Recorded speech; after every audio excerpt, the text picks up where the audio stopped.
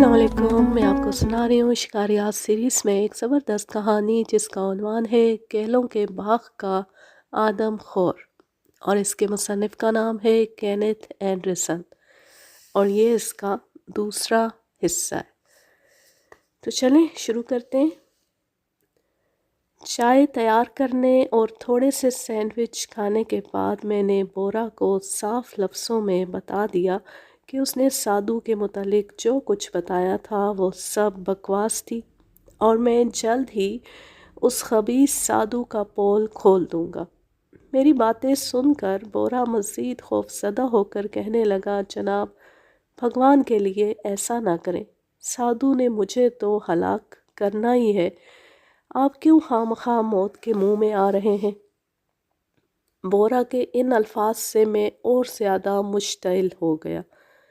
सुबह के 7 बजे होंगे कि मैं साधु की झोंपड़ी के सामने खड़ा था। बोरा खौफ के आलम में मेरे पीछे छुपा हुआ था। मैंने झोंपड़ी का दरवाज़ा खटखटाते हुए गुस्से से भरी बुलंद आवाज़ में कहा, दरवाज़ा खोलो शेर के बच्चे, क्या रात भर घूमने के बाद थक कर सो तो नहीं गए? जैसे साधु को पहले ही से मेरी आमद की तवक्को थी, उसने दूसरे ही लम्हे दरवाज़ा खोल दिया। वो एक लंबी धोती में मलबूस मेरे सामने खड़ा था। उसने गले में सुर्ख मनकों वाली एक माला पहन रखी थी, और उसकी लंबी दाढ़ी और खौफनाक मूँछों ने उसका बेज़वी चेहरा मज़ीद लंबा कर रखा था। उसके चेहरे से ज़हानत और इरादे की पुख्तगी टपकती थी। मेरे गुस्से के जवाब में साधु ने नहायत खुशगवार लहजे में कहा, मेरे दोस्त, हकीकत हाल ये है कि मैं अभी अभी सो कर उठा हूँ। मैं जानता था कि तुम ज़रूर आओगे, और ये जो तुम्हारे पीछे खड़ा गीदड़ की तरह कांप रहा है, इसने तुम्हें सब कुछ बता दिया है। मैंने रात तुमको नदी के करीब देखा था। तुमने अलाव रोशन कर रखा था, वरना मैं तुम में से एक को ज़रूर अपना निवाला बना लेता। लेकिन मेरे रास्ते में हिरन हायल हो गया, और मैंने तुम्हारी बजाय उसे खाने पर इक्तिफा किया। साधु की बातें सुनकर मैं सकते में आ गया। वो इस अंदाज में बातें कर रहा था जैसे रात के ड्रामे में उसे बड़ी हद तक दखल हो, लेकिन मुझे एक हद तक यकीन था कि वो कोई चाल चल रहा है। किसी आदमी में इतनी ताकत नहीं होती कि वो जानवर और फिर जानवर से इंसान बन जाए। अगरचे इस किस्म की कहानियाँ मैंने अक्सर देहातियों से सुन रखी थी, और मैंने अफ्रीका की कहानियों में भी इसी किस्म के वाक़यात पढ़े थे, लेकिन मैंने साधु से सख्ती से पेश आने का फ़ैसला कर लिया। तुम बिल्कुल बकवास करते हो। तुमने इंसानियत के कालिब में शैतान का रूप धार रखा है, और इन मासूम तोहम परस्त देहातियों को बेवकूफ़ बनाकर अपना उल्लू सीधा कर रहे हो। लेकिन याद रखो कि तुम मुझे हरगिज़ बेवकूफ़ नहीं बना सकते। तुम इंतहाई कमीनी फितरत के इंसान हो, और इन मासूम लोगों की मेहमान नवाजी का इन्हें ये सिला दे रहे हो। कान खोल कर सुन लो कि तुम्हारे मक्काराना खेल का वक्त ख़त्म हो चुका है। तुम्हारी निस्बत गुज़श्ता रात गरजने वाला शेर इंतहाई शरीफ था। तुम तो बिल्कुल शैतान के चेले हो। साधु ने हंसते हुए कहा, एक शिकारी को इस कदर गुस्से में आना सेब नहीं देता। इससे साफ पता चलता है कि तुम किस कदर बेबस हो। फिर उसका मूड बदल गया, और उसके चेहरे के खदो खाल गुस्से के सबब मसख हो गए। उसने कहा, तुम मेरी बातों में खामखा दखल देने की कोशिश ना करो। मैं तुमसे साफ साफ कह देता हूँ कि तुमने ऐसा किया तो अपनी ज़िंदगी से हाथ धो बैठोगे। गुस्से की शिद्दत से एक लम्हे के लिए मेरा जी चाहा कि उसे वहीं ढेर कर दूं, लेकिन मैं जानता था कि सारे इलाके में उसकी बेइंतहा परस्तिश होती थी, और मेरा किसी किस्म का इक़दाम मुझे मुसीबत में मुब्तला कर सकता था। लिहाजा मैंने गुस्से को बर्दाश्त करते हुए कहा, गौर से सुन लो कि मैं तुम्हारे काम में यकीनन मदाखलत करूँगा। याद रखो कि शेर बनकर मेरी राइफ़ल के निशाने की जद में ना आना। अगर तुमने ऐसा किया تو خود کو ایک مردہ شیر پاؤ گے۔ جاؤ جاؤ، میں نے تم جیسے شکاری دیکھے، سادھو نے تیزی سے کہا اور جھونپڑی کا دروازہ زور سے بند کر دیا۔ میں اور بورا واپس چل پڑے۔ ابھی ہم سادھو کی جھونپڑی سے کوئی 100 گز دور گئے ہوں گے کہ بورا نے میری توجہ زمین پر شیر کے تازہ پنجوں کے نشانات کی طرف مبذول کرائی۔ میں واپس آم کے درخت کے نیچے آ گیا اور اپنا بستر کھول کر چند گھنٹے سونے کا فیصلہ کیا، لیکن میں نیند میں بھی بے چین رہا اور خواب میں مجھے ایک ایسا شیر نظر آتا رہا جس کا سر سادھو کا تھا۔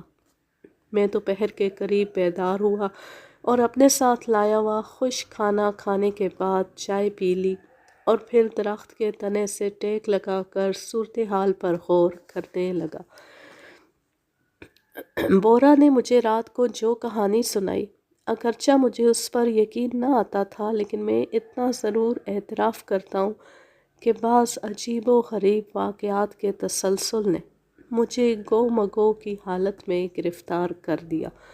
سادھو نے کہا تھا کہ اس نے مجھے اور بورا کو گزشتہ رات دیکھا تھا جبکہ وہ شیر کی شکل میں گھوم رہا تھا، اور اگر ہرن اس کے راستے میں رکاوٹ نہ بن جاتا تو وہ ہم میں سے ایک کو یقیناً ہلاک کر دیتا۔ یہ حقیقت تھی کہ شیر نے گزشتہ شب ایک ہرن کو ہلاک کیا تھا۔ میں نے اپنے کانوں سے اس کی آخری چیخ سنی تھی، لیکن سادھو کو اس کا علم کس طرح ہو گیا؟ 3 قسم کے خیالات میرے ذہن میں آ رہے تھے۔ اول، سادھو کو کسی نے ہرن کی موت کے متعلق بتا دیا ہوگا۔ دوم، وہ خود گرد و نواح میں موجود ہوگا اور اس نے ہرن کے مرنے سے پہلے کی چیخ سنی ہوگی۔ سوم، اگر شیر اس کا متی تھا تو اس نے سادھو کو بتا دیا ہوگا، لیکن اس مضحکہ خیز خیال کو میں نے فوراً ذہن سے نکال دیا۔ سادھو کو رات کے واقعات کی کون اطلاع دے سکتا تھا؟ کسی میں اتنی جسارت نہ ہو سکتی تھی کہ وہ جنگلی ہاتھیوں اور گرجتے ہوئے آدم خور شیروں کے علاقے میں بے خوف و خطر رات کو گھومتا پھرے۔ ان سب باتوں کا تو فقط بورا گواہ تھا، لیکن وہ تو ساری رات میرے ساتھ رہا تھا۔ ان سب باتوں کا ایک ہی ممکن حل تھا، اور وہ یہ کہ سادھو رات کو خود گھومتا رہا تھا اور اس نے بھی ہرن کی آخری چیخ سنی تھی۔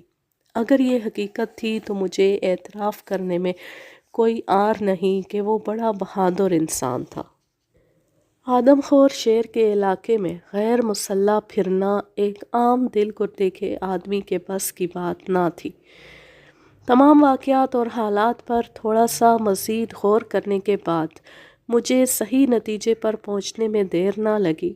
سادھو موقع پرست انسان ہونے کے ساتھ ساتھ یقینی طور پر ہوشیار اور باہمت انسان تھا۔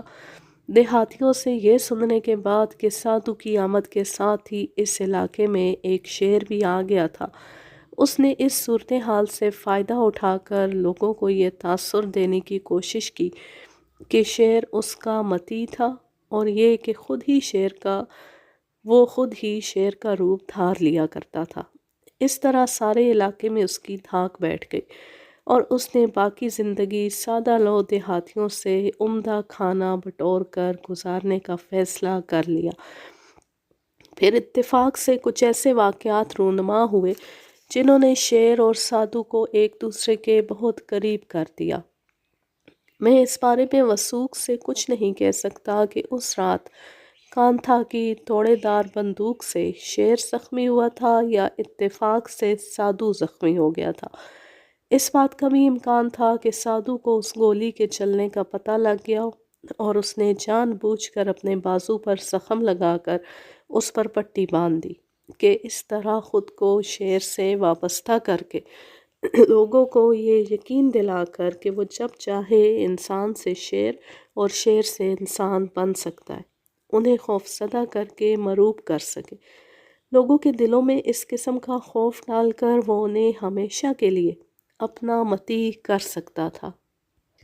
پھر اتفاق سے شیر آدم خور بھی بن گیا۔ سادھو نے اس صورتحال سے بھی پورا فائدہ اٹھانے کا فیصلہ کر کے لوگوں سے کہا کہ وہ اسے 100 روپیہ ماہوار دینے کے علاوہ مکھن، دودھ اور پھل بھی روزانہ دے۔ اس نے پہلے ہی سے اندازہ کر رکھا تھا کہ اگر شیر نے کسی اور آدمی کو ہلاک کر دیا تو لوگ دوبارہ اس کے پاس بھاگے بھاگے آئیں گے اور وہ اپنے مطالبے کو مزید طول دے دے گا۔ لہٰذا اس منصوبے کے تحت اس نے کیلوں کے باغ کو اپنا مستقل ٹھکانہ بنانے اور وہاں مزے سے زندگی گزارنے کا فیصلہ کر لیا۔ ان تمام حالات سے یہ سمجھنا آسان بات ہے کہ میری آمد سے سادھو کو اپنے طے شدہ پروگرام میں رکھنا پڑتا ہوا محسوس ہو رہا تھا۔ مثال کے طور پر اگر میں آدم خور شیر کو ہلاک کرنے میں کامیاب ہو جاتا اور سادھو زندہ رہتا تو اس سے لوگوں کے دلوں سے یہ خوف اٹھ جاتا کہ سادھو اور شیر ایک ہی چیز تھے۔ اس کے بعد لوگ اس کی عزت کرنا چھوڑ دیتے۔ یہ بات سادھو کے لیے موت کے برابر ثابت ہوتی۔ لوگ نہ تو اسے روپیہ دیتے اور نہ ہی کھانے پینے کی اشیاء۔ کانتھا بھی بے دھڑک ہو کر اسے جھونپڑی سے باہر نکال پھینکتا۔ ان تمام باتوں سے یہ اندازہ ہوتا تھا کہ سادھو نے اپنا بھرم قائم رکھنے کے لیے مجھ سے نجات حاصل کرنے کی کوشش کی تھی۔ اس روز صبح کے وقت میرے اور اس کے مابین جو تلخ کلامی ہوئی تھی، اس سے سادھو کو پتہ چل گیا تھا کہ اس کی دھمکیاں مجھ پر کارگر ثابت نہ ہو سکیں گی۔ ادھر میں بھی جان چکا تھا کہ سادھو مجھے اپنے راستے سے ہٹانے کے لیے بڑے سے بڑا خطرناک اقدام کرنے سے بھی گریز نہ کرے گا۔ اگر اتفاق سے مجھے کچھ ہو جاتا تو سادھو کی شہرت میں کئی گنا اضافہ ہوتا۔ تمام لوگ سادھو کی خوفناک طاقت کے قائل ہو جاتے اور کہتے کہ اس کے جادو نے تو ایک انگریز شکاری کو بھی نیچا دکھا دیا۔ مجھے بخوبی احساس تھا کہ میرا مقابلہ دو دشمنوں سے ہے، ایک آدم خور شیر، دوسرا مکار سادھو، جس نے اپنی طرف سے ہر داؤ لگانے کی کوشش کر لی تھی۔ ان دونوں میں سے سادھو زیادہ خطرناک تھا کیونکہ انسان ہونے کی حیثیت سے وہ سوچ سکتا تھا اور منصوبے بنا سکتا تھا۔ اس کے علاوہ مقامی لوگ بھی یقیناً اسے میری حرکات و سکنات سے آگاہ کرتے رہتے۔ میں یہ بھی جانتا تھا کہ چالاک شیر اور مکار سادھو کو اپنے دام میں گرفتار کرنے کے لیے جو منصوبہ بھی بناؤں گا وہ مجھے انتہائی صیغہ راز میں رکھنا پڑے گا۔ اس سلسلے میں کسی پر اعتماد نہیں کر سکتا تھا، بورا پر بھی نہیں۔ اگرچہ میں جانتا تھا کہ وہ میرے وفادار ہوں گے، لیکن ان کی توہم پرستی اور سادھو سے خفیہ خوف نے مجھے کسی نہ کسی طور پر نقصان پہنچانا ہی تھا۔ اگر میں انہیں اپنے منصوبوں کے متعلق بتا دیتا تو سادھو انہیں ڈرا دھمکا کر ان سے ہر بات پوچھ سکتا تھا۔ قدرے سوچ بچار کے بعد میں نے فیصلہ کیا کہ مجھے اپنی مہم کا آغاز آدم خور شیر سے کرنا چاہیے، کیونکہ اگر میں اسے ہلاک کرنے میں کامیاب ہو گیا تو سادھو کے فریب کا طلسم خود بخود ٹوٹ جائے گا۔ چائے پینے کے بعد میں نے بورا کو اپنے ساتھ لیا اور قریبی گاؤں میں 2 بچھڑے خریدنے کے لیے چل پڑا تاکہ انہیں جنگل میں مختلف مقامات پر شیر کو شکار کرنے کے لیے باندھ سکوں۔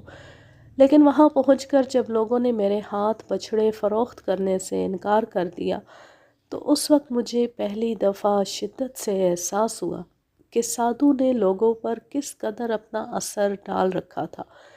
میں نے انہیں لاکھ سمجھانے کی کوشش کی کہ میں آدم خور شیر کو اپنے لیے نہیں بلکہ ان کے مفاد کے پیش نظر ہلاک کرنے کے لیے آیا ہوں، لیکن پھر بھی ان پر کوئی اثر نہ ہوا اور وہ گول مول انداز میں یہی کہتے رہے کہ اگر انہوں نے میرے ہاتھ بچھڑے فروخت کر دیے تو نتیجے کے طور پر ان پر اور ان کے مویشیوں پر تباہی نازل ہو جائے گی اور سادھو انہیں کہیں کا نہ چھوڑے گا۔ یہ دیکھ کر ان سے مزید بحث کرنا بے سود ہوگا۔ ہم اس گاؤں کے قریب ہی واقع 3 مزید دیہاتوں میں گئے، لیکن وہاں کے لوگوں نے بھی ہمیں کسی قسم کی مدد فراہم کرنے سے انکار کر دیا۔ آخر ایک گاؤں کے ایک معمر آدمی نے مجھے مایوسی کے عالم میں دیکھ کر کہا، صاحب اگر آپ واقعی بچھڑے حاصل کرنا چاہتے ہیں تو یہاں سے 5 میل دور مینی گودی نامی گاؤں میں جائے، شاید وہاں سے آپ کو کوئی بچھڑا مل جائے۔ ان دیہات میں کوئی شخص آپ کی مدد کرنے کو آمادہ نہیں ہوگا۔ بوڑھے کی باتیں سن کر میں عجیب کشمکش میں گرفتار ہو گیا اور اس کی نصیحت پر عمل کرنے کے سوا اور کوئی چارہ نظر نہ آیا، لیکن اس وقت اتنی دیر ہو چکی تھی کہ میں اس گاؤں میں جا کر وہاں سے رات سے پہلے پہلے واپس نہیں آ سکتا تھا، لہٰذا مجھے وہ رات بھی بیکار بسر ہوتی معلوم ہو رہی تھی۔ میں اس علاقے میں ایسے خراب وقت میں شیر کا شکار کرنے آیا تھا جبکہ چاند فقط رات کے پچھلے پہر طلوع ہوتا تھا۔ بچھڑے کے بغیر رات کے اندھیرے میں کسی درخت پر شیر کے انتظار میں بیٹھنا فضول تھا، لہٰذا جب تک مینی گودی سے اگلے دن بچھڑے نہیں مل جاتے تھے، میں نے سوچا کہ مجبوری کے عالم میں وہ رات بھی آم کے درخت کے نیچے الاؤ روشن کر کے گزار دوں۔ شام ہونے سے پہلے پہلے میں نے اور بورا نے لکڑیوں کا اتنا ذخیرہ جمع کر لیا کہ الاؤ صبح تک روشن رہ سکے۔ جب شام کے سائے گہرے ہونے لگے تو ہم نے الاؤ روشن کر دیا۔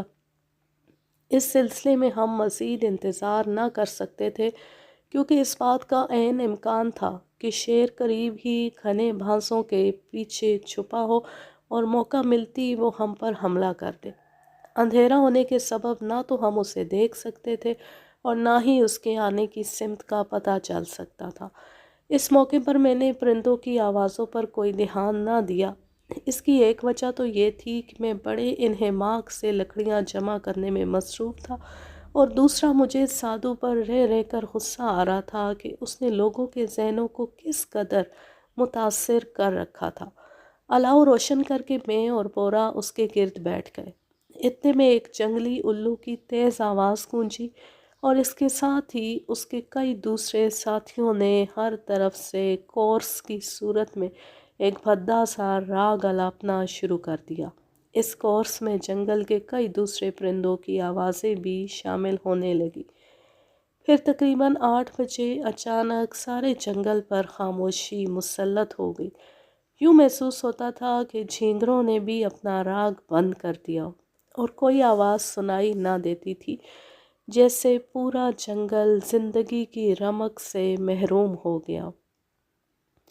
یہ ناقابل بیان خاموشی ایک ایسے واقعے کا پیش خیمہ ثابت ہوئی جو اس قدر غیر متوقع اور دہشت ناک تھا کہ مجھے اس سے پہلے کبھی کوئی ایسا تجربہ نہیں ہوا تھا۔ اچانک ہم سے کچھ فاصلے پر جنوب کی جانب ندی کے پاس سے شیر 3 مرتبہ غرایا، پھر خاموشی چھا گئی، لیکن یہ خاموشی بمشکل 1 منٹ قائم رہی۔ پھر مغرب کی طرف سے اس سڑک پر جو مینی گودی کی طرف جاتی تھی ایک بلند اور صاف آواز سنائی دی، جیسے کوئی کہکہے لگا رہا ہو۔ دہشت کے عالم میں بورا میرے پیچھے دبک گیا اور خوف کے مارے میرے بدن کا رواں رواں کانپنے لگا، لیکن دہشت کا یہ طلسم دوسرے ہی لمحے ٹوٹ گیا۔ میں نے اپنی ٹارچ اور رائفل اٹھائی اور اندھا دھند کیلے کے باغات کی سمت بھاگنے لگا۔ میرے ذہن سے مافوق الفطرت قسم کے تمام خیالات نکل چکے تھے اور مجھے ایک دم احساس ہونے لگا تھا کہ سادھو نے اپنے آپ کو ظاہر کر کے بہت غلط کیا تھا۔ میں جانتا تھا کہ جو شعر 1 منٹ پہلے مشرق میں بول رہا تھا وہ اتنے مختصر عرصے میں اتنا فاصلہ طے کر کے کس طرح ہمارے جنوب میں سڑک کی جانب آ سکتا تھا۔ سادھو مجھے ڈرانے کی کوشش کر رہا تھا۔ شیر کے بولنے کے ساتھ ہی اس نے بھی کہکا لگا کر یہ تاثر دینے کی کوشش کی تھی کہ اب وہ دوبارہ شیر سے انسان کے روپ میں آ گیا ہے، لیکن اس طرح اس نے اپنی حقیقت کو ظاہر کر دیا تھا اور میں اسے موقع پر پکڑنا چاہتا تھا۔ سڑک پر آنے کے بعد میں کیلے کے باغات کی طرف بھاگنے لگا۔ میرے آگے ٹارچ کی روشنی تھی۔ میں چاہتا تھا کہ سادھو کے جھونپڑی میں داخل ہونے سے پہلے ہی اسے پکڑ لوں، لیکن اس کی جھونپڑی کے اندر مکمل اندھیرا تھا۔ میں نے اس کا دروازہ کھولنے کی کوشش کی تو اسے اندر سے بند پایا۔ پھر میں اسے زور زور سے ہلانے لگا اور اس طرح اتنا سوراخ ہو گیا کہ میں اندر دیکھ سکوں۔ چوپڑی کے اندر دیا روشن تھا۔ پھر وہ دیا دروازے کے قریب آ کر ٹھہر گیا اور اگلے لمحے سادھو نے دروازہ کھول دیا۔ اس مرتبہ اس نے دھوتی کے بجائے فقط ایک لنگوٹی باندھ رکھی تھی اور منکوں کی ایک مالا اس کی گردن میں لٹک رہی تھی۔ میں نے ٹارچ کی روشنی اس کے منہ پر پھینکی۔ اس نے ٹارچ کی روشنی سے بچنے کے لیے اپنی آنکھیں ہرگز بند نہ کی۔ پھر وہ اپنے ہونٹوں پر ایک طنزیہ ہنسی لاتے ہوئے بولا، میں نے دیکھا ہے کہ تم خوب تیز بھاگتے ہو، لیکن یہ تم نے کس طرح ممکن خیال کیا کہ تم ایک شیر کی روح سے بھی زیادہ تیز رفتار ہو؟ میں نے اپنے آپ پر بمشکل قابو رکھتے ہوئے جواب دیا، میں نے دیکھ لیا ہے کہ تم مجھ سے بھی زیادہ تیز بھاگتے ہو، لیکن یاد رکھنا کہ آدم خور شیر ایک دن تمہیں ہی اپنا نوالا بنا کر تمہارا بھرم کھول دے گا۔ اس سے پہلے کہ وہ کوئی جواب دیتا میں تیزی سے مڑ کر واپس چلنے لگا تو ایک دم بورا سے ٹکرایا۔ وہ بھی دہشت کے عالم میں میرے پیچھے پیچھے بھاگتا آ رہا تھا۔ ہم خاموشی سے واپس آم کے درخت کے نیچے آ گئے۔ میرا ذہن آدم خور شیر کے خیال سے بالکل خالی تھا اور مجھے رہ رہ کر سادھو پر غصہ آ رہا تھا جو ایک بار پھر مجھے الو بنا گیا تھا۔ ہم نے وہ رات بھی آنکھوں میں گزاری، پھر کوئی واقعہ رونما نہ ہوا۔ اگلے دن تھکاوٹ کے باوجود سورج نکلتی میں اور بورا مینی گودی بچھڑے خریدنے کے لیے چل پڑے۔ کافی رد و قدا کے بعد ہم 2 جوان بھینسیں اور ایک بچھڑا خریدنے میں کامیاب ہو گئے اور انہیں اپنے آگے آگے ہانکتے ہوئے اپنی منزل کی طرف چل پڑے۔ تقریباً 1 بجے ہم آم کے درخت کے نیچے پہنچ گئے۔ گزشتہ 2 راتیں میں جاگ کر گزارنے کے سبب نیند اور تھکاوٹ سے بے حال ہو رہا تھا۔ ہمارے لیے تیسری رات جاگنا ناممکن تھا، لہٰذا ہم نے شیر کے خطرے سے بے نیاز ہو کر تینوں مویشیوں کو آم کے درخت کے نیچے باندھا اور سو گئے۔ پورے 4 بجے میری آنکھ کھل گئی۔ 3 گھنٹے سونے سے میرے حواس پھر سے بحال ہو گئے تھے اور میں اگلے 2.5 گھنٹے میں یعنی سورج غروب ہونے سے پہلے پہلے شیر سے نمٹنے کی تیاریوں میں مشغول ہو گیا۔ اب آپ ذرا احتیاط سے میری باتیں سمجھنے کی کوشش کریں، کیونکہ سب سے پہلے میں آپ کو اس علاقے کا محل وقوع بتاؤں گا، کیونکہ بعد میں جو کچھ ہوا اسے سمجھنے کے لیے اس علاقے کے محل وقوع سے آگاہ ہونا بڑا ضروری ہے۔ نیل گری کے پہاڑوں کا بڑا سلسلہ ہمارے جنوب میں تھا، لیکن اس کی ایک شاخ چھوٹی چھوٹی پست قد پہاڑیوں کی شکل میں نکل کر جنوب کی سمت جاتی تھی۔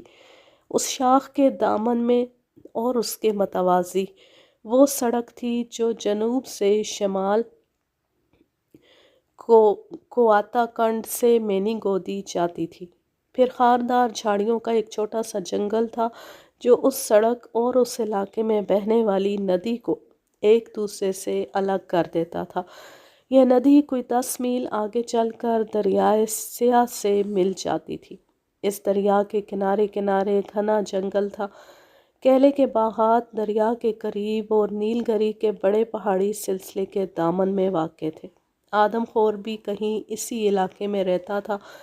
لوگوں کا بھی یہی خیال تھا اور اس حقیقت کی تصدیق اس بات نے کی تھی کہ گزشتہ 2 راتوں میں شیر کی آواز اسی جانب سے آئی تھی۔ میرا منصوبہ یہ تھا کہ پہلے بچڑے کو کیلوں کے باغ کے پاس سڑک کے قریب باندھوں، دوسرے کو مشرق کی جانب دریا کے کنارے اور تیسرے کو سڑک کے متوازی چلنے والی پست قد پہاڑیوں کے نیچے ایک پیندے میں۔ اس طرح شیر جس طرف سے بھی آئے گا وہ ان بچڑوں میں سے کسی ایک کو دیکھ کر اس پر یقیناً حملہ کرنے کی کوشش کرے گا۔ لیکن اس منصوبے میں فقط ایک ہی خامی تھی کہ وقت کم ہونے کے باعث میں صرف ایک بچڑے کو باندھ سکتا تھا اور سورج غروب ہونے سے پہلے صرف ایک مچان تیار کر سکتا تھا۔ لہٰذا مجھے جلد از جلد فیصلہ کرنا تھا کہ مذکورہ تینوں جگہوں میں سے کون سی جگہ منتخب کروں اور اس کے قریب کہاں مچان باندھوں۔ میں نے بورا سے کہا کہ وہ باقی دونوں بچڑوں کو اپنے گھر لے جائے تاکہ انہیں اگلی رات منتخب جگہوں پر باندھا جا سکے۔ اب یہ سوال درپیش تھا کہ بچڑا باندھنے کے لیے تینوں جگہوں میں سے کون سی بہترین ہو سکتی تھی۔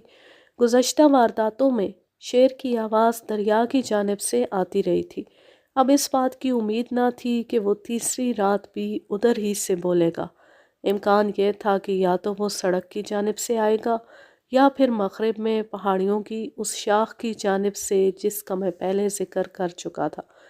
مجھے یاد تھا کہ کل صبح میں نے اور بورا نے سادھو کی جھونپڑی سے تقریباً نصف فرلانگ کے فاصلے پر شیر کے پنجوں کے نشانات دیکھے تھے، لیکن گزشتہ رات وہ اس سمت سے نہیں آیا تھا۔ مذکورہ تمام حقائق کو مد نظر رکھتے ہوئے اس بات کا زیادہ امکان تھا کہ آج کی رات شیر مغرب کی جانب سے آئے گا، لیکن اس کے متعلق کچھ یقین سے نہیں کہا جا سکتا تھا کیونکہ وہ کسی جانب سے بھی آ سکتا تھا۔ یہ تو فقط میرا اندازہ تھا، لہٰذا میں نے بچڑے کو مغرب کی جانب پہاڑیوں کی شاخ کے پیندے میں باندھنے کا فیصلہ کر لیا۔ اس فیصلے کے بعد میں اور بورا تینوں بچڑوں کو ہانکتے ہوئے اس کی جھونپڑی تک لے گئے۔ یہاں ہم نے 2 بچڑے تو اس کی جھونپڑی کے ساتھ باندھ دیے اور تیسرے کو اپنے آگے ہانکتے ہوئے پہاڑیوں کی شاخ کی جانب چل پڑے جو وہاں سے تقریباً 1 میل کے فاصلے پر تھی۔ ہماری منزل مقصود وہ نالا تھا جو پہاڑیوں سے نکل کر مشرق کی جانب مڑتا پھر دریا سے آ ملتا تھا۔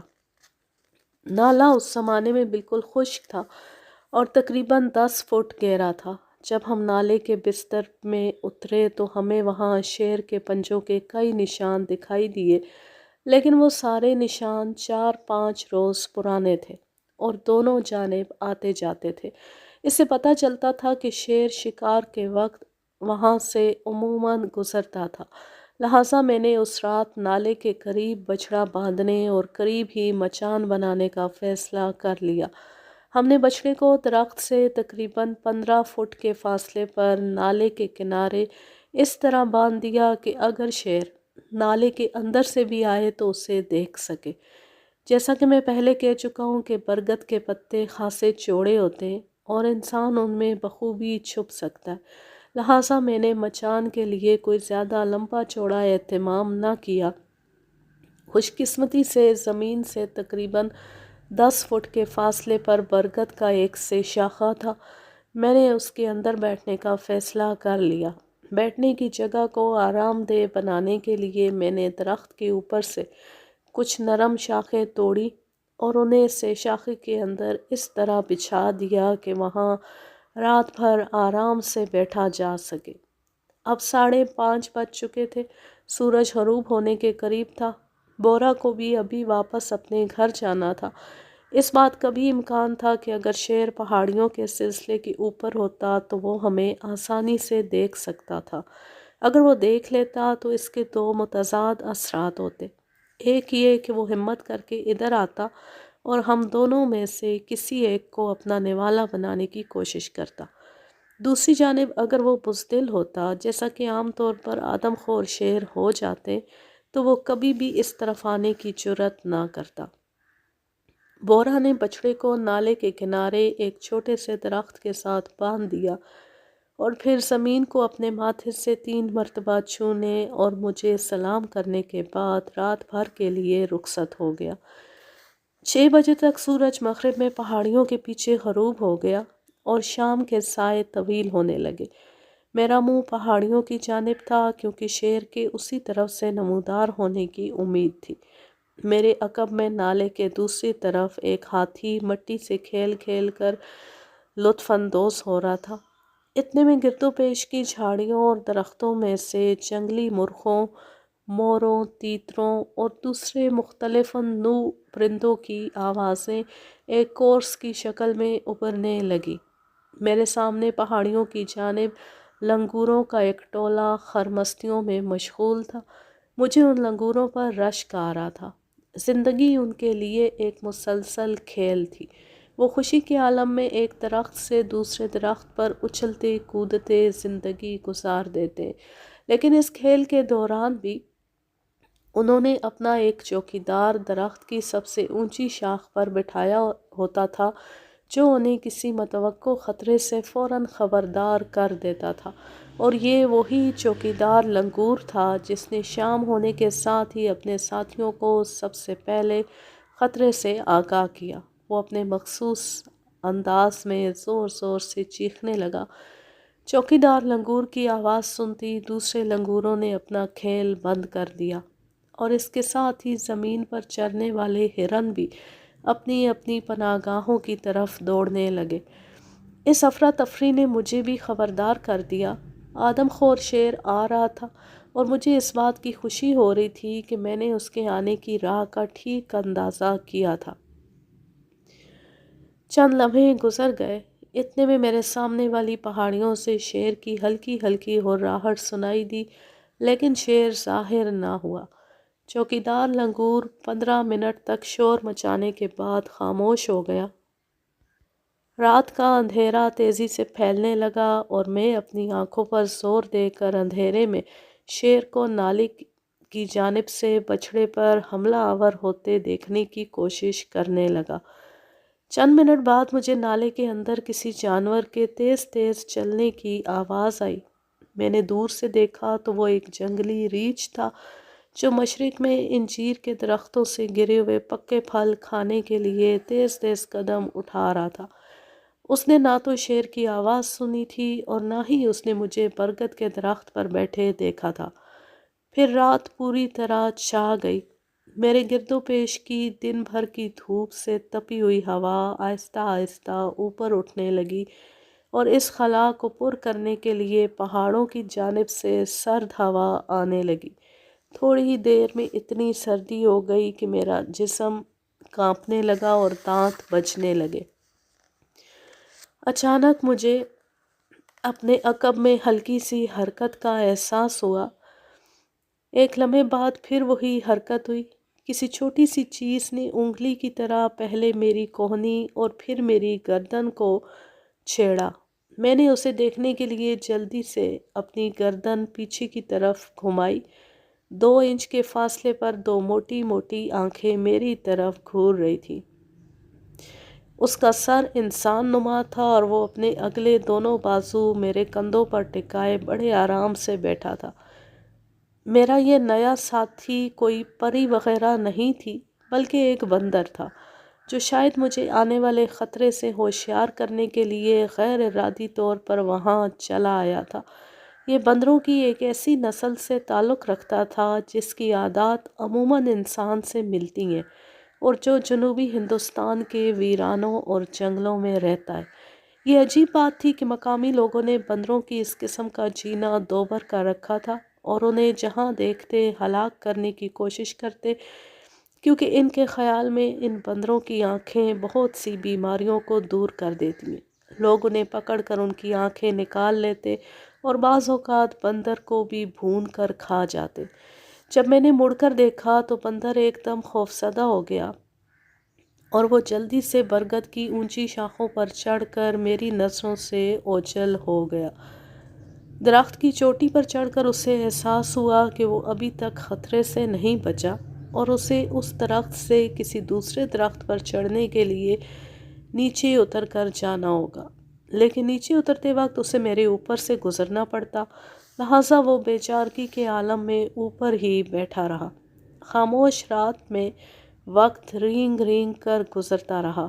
اس خاموشی کو فقط پہاڑوں کی طرف سے آنے والی سرد ہوا کے جھونکے درختوں کی شاخوں میں سیٹیاں بجا کر توڑ رہے تھے۔ کبھی کبھی کسی جھینگر کی آواز بھی سنائی دے دیتی۔ ایک مرتبہ نالے کے اندر سے ایک جنگلی بھینسے کی آواز بھی سنائی دی، لیکن شاید وہ میری خوشبو پا کر بھاگ گیا تھا۔ آسمان بالکل صاف تھا، اور لاکھوں ستارے آب و تاب سے چمک رہے تھے۔ پھر ایک تیز اور کرخت آواز سے خاموشی کا یہ طلسم ٹوٹ گیا۔ ایک بھوکا گیدڑ کھانے کی تلاش میں شور و غل مچا رہا تھا۔ پھر اچانک اس کی آواز تھم گئی۔ اس کی اس حرکت پر مجھے حیرت ہونے لگی، لیکن اس کے خاموش ہونے کی وجہ اگلے ہی لمحے میری سمجھ میں آ گئی۔ گیدڑ کے عقب سے شیر کے ہررانے کی آواز آ رہی تھی۔ اس کی آواز سے پتہ چلتا تھا کہ وہ سڑک کے اوپر اور کیلے کے باغات میں سادھو کی جھونپڑی کے قریب تھا۔ مجھے افسوس ہونے لگا کہ وقت کی کمی کے سبب میں اپنے منصوبے کے مطابق ایک بچھڑا سڑک کے قریب نہ باندھ سکا تھا۔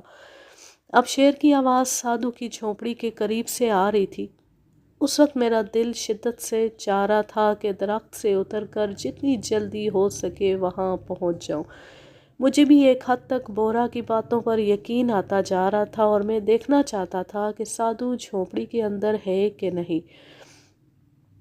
جب میں درخت سے اتر کر جھونپڑی کی طرف چلنے لگا تو شیر کی آواز ابھی تک آ رہی تھی۔ یہ مجھ سے کوئی 1 میل سے کم فاصلے پر تھی۔ میں جانتا تھا کہ جب تک مجھے شیر کی آواز آتی رہے گی میں اس کے اچانک حملے سے محفوظ رہوں گا۔ کچھ عرصہ پہلے آخری راتوں کا زرد اور بیمار سا چاند نکل آیا تھا اور اس کی ہلکی روشنی میں پگڈنڈی کو ایک حد تک دیکھ سکتا تھا۔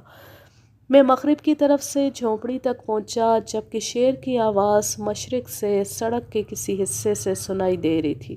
جھونپڑی کے اندر مکمل اندھیرا تھا۔ کیا سادھو جھونپڑی کے اندر تھا؟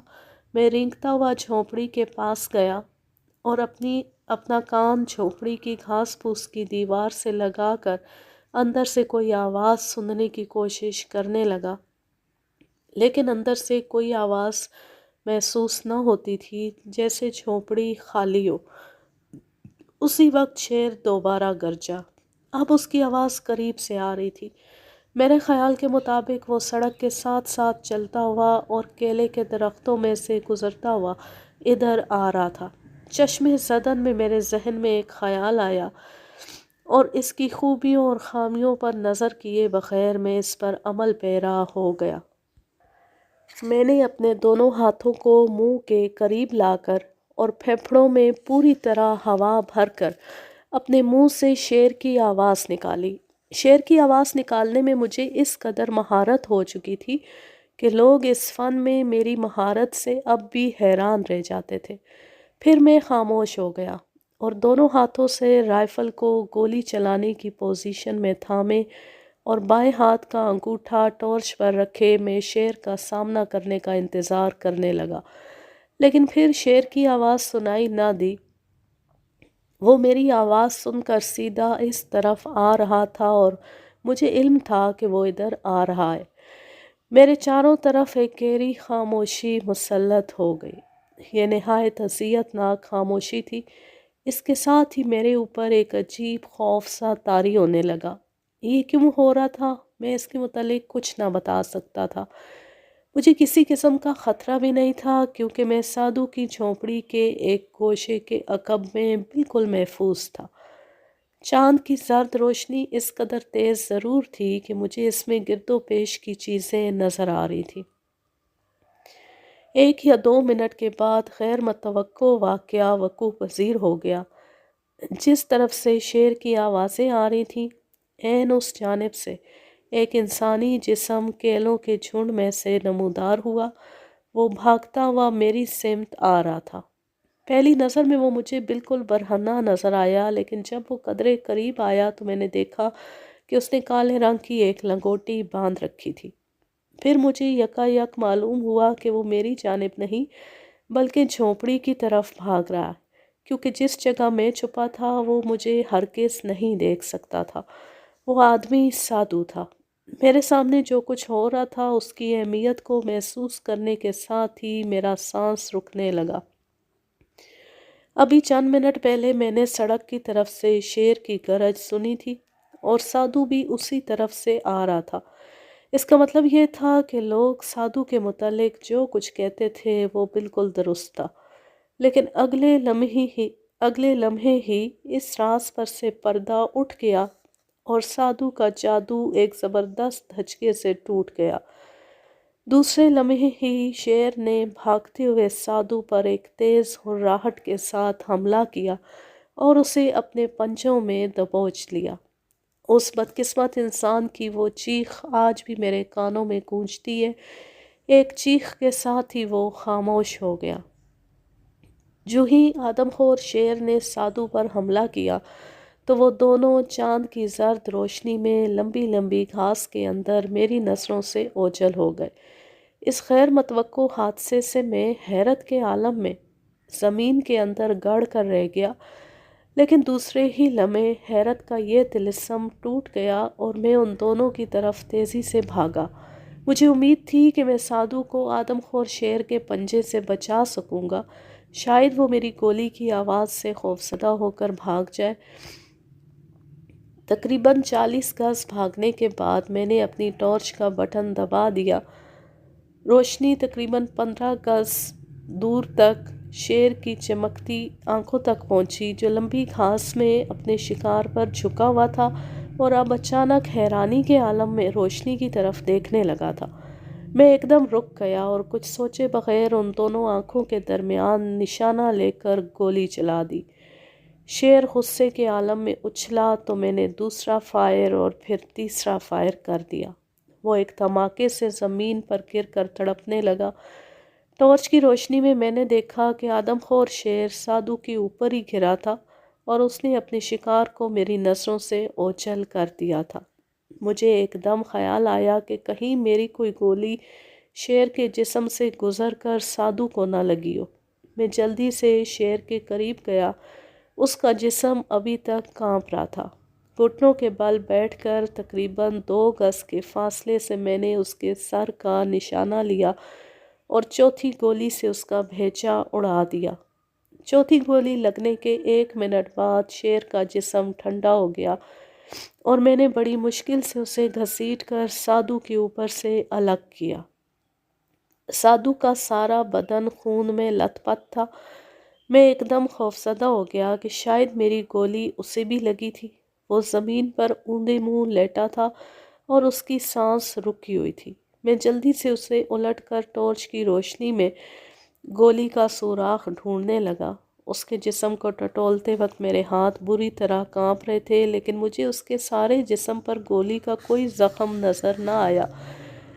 اس دوران میں سادو نے اپنی آنکھیں کھولی۔ ٹارچ کی روشنی میں نے دیکھا کہ اس کی آنکھوں سے ابھی تک ایک نفرت نمایاں تھی۔ اس کے ہونٹ آہستہ آہستہ ہلنے لگے اور میں ان کا مطلب سمجھنے کے لیے اس پر مزید جھک گیا۔ وہ رک رک کر کہہ رہا تھا، تم جیت گئے۔ آج کی رات میرے ستارے گردش میں تھے۔ شیر نے مجھے تو ہلاک کیا ہی ہے، لیکن ایک دن تم بھی کسی شیر کے ہاتھوں اسی طرح موت کے منہ میں جاؤ گے۔ ان الفاظ کے ساتھ ہی سادو دنیا سے رخصت ہو گیا۔ مذکورہ تمام واقعات کی وضاحت بڑی سیدھی سادی ہے۔ میری بہتات حرکات و سکنات کے سبب سادو کو اس رات میرے محل وقوع کا ٹھیک اندازہ نہ ہو سکا۔ جب رات کے وقت شیر سڑک کی جانب سے گرجنے لگا تو سادو بھی اپنی جھونپڑی سے نکلا۔ اسے معلوم تھا کہ جب تک شیر گرجتا رہے گا اسے اس کا محل وقوع معلوم ہوتا رہے گا اور اس طرح وہ اس کے حملے سے بھی محفوظ رہے گا۔ اسے یقین تھا کہ وہ کسی نہ کسی طرح معلوم کرے گا کہ میں کہاں چھپا ہوا بیٹھا تھا۔ اس کے بعد وہ گزشتہ 2 راتوں کی طرح اس رات بھی مجھے دھوکہ دینے کی کوشش کرے گا، لیکن اس دوران خاموشی سے میں اپنی مچان چھوڑ کر اس کی جھونپڑی کی طرف چلا آیا اور وہاں ایک گوشے میں چھپ کر 3 دفعہ اپنے منہ سے شیر کی آواز نکالی۔ اس وقت سادو یقیناً سڑک کے کہیں آس پاس ہوگا۔ شیر کی 2 آوازیں سن کر اور یقین کرتے ہوئے کہ اس علاقے میں 2 شیر تھے، ایک اس کے آگے اور دوسرا اس کے پیچھے، اور یہ نہ جانتے ہوئے کہ ان میں سے کون آدم خور تھا، وہ گھبراہٹ کے عالم میں اپنے حواس کھو کر جھونپڑی میں پناہ لینے کے لیے بھاگا۔ لیکن اس دوران آدم خور نے اسے دیکھ لیا، اس کا تعاقب کیا اور اس پر حملہ آور ہو گیا۔ اسی وقت میں گاؤں کی طرف چل پڑا جہاں بورا ابھی تک بیدار تھا۔ میں نے شیر کو ہلاک کر دیا، میں نے اسے بتایا۔ میں اس کی جھونپڑی کی دہلیز پر بیٹھ گیا۔ وہ بھی مر گیا ہے، وہ بھی مر گیا ہے، میں نے آہستہ سے کہا۔ بورا نے ایک لمبی سانس لیتے ہوئے کہا، اب تو آپ کو یقین آ گیا کہ سادو اور شیر ایک ہی چیز ہے۔ میں نے ہنستے ہوئے کہا، آدم خور شیر نے اسے پہلے ہی ہلاک کر دیا تھا۔